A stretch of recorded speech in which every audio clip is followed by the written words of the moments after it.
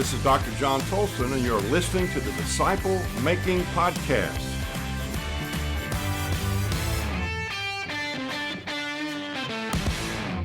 I hope you know, as we talk about this subject of disciple making, which we've been doing for a number of weeks now, we'll go probably through about the end of May, that I'm not just talking about something to be talking about something.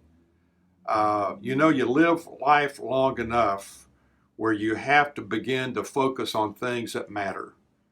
And I believe in my own heart that what matters most, especially if I'm a follower of Jesus Christ, is how do we change the planet? And if you're going to change the planet, if you're going to change our country, you've got to change people. And the only person that I know that can change an individual is Jesus Christ.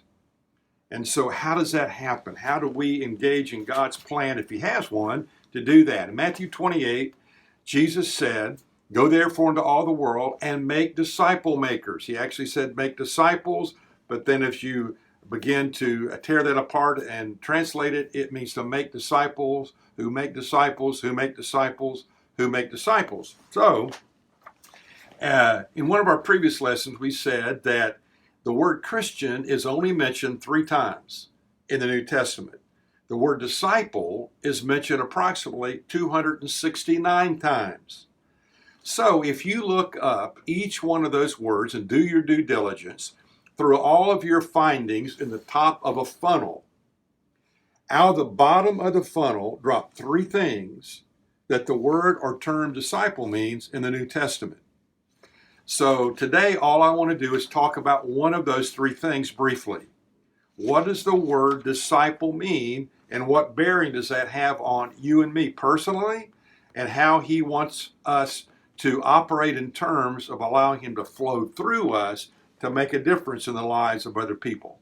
So first of all, a disciple is a learner. Disciple is a learner. So if you look up Matthew chapter 11, verse 28, the scripture says, and Jesus says, "Come to me, all you who are weary and burdened, and I'll give you rest. Take my yoke upon you and learn from me." So to be a learner means to be teachable.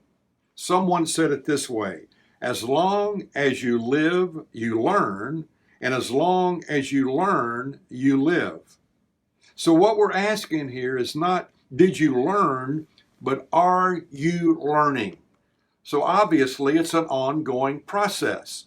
Let me give you a thought that's critical as we talk about learning. Biblically speaking, and please note this, biblically speaking, true learning only takes place when it changes how you live. So because you've been exposed to the truth of Scripture does not mean you have necessarily learned it. If it's not changing you and me, then we haven't learned it. We've only been exposed to the truth, not transformed by the truth. So are you engaged in learning with the intent to live it, and as a result of that, God changing you? Take notes when you study the Bible. When your pastor teaches, write notes down. Someone said this, and I'll close with this today. The shortest pencil is longer than the longest memory.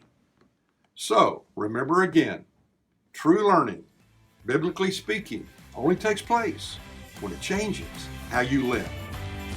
You think about that. Thanks for listening to the Disciple Making Podcast.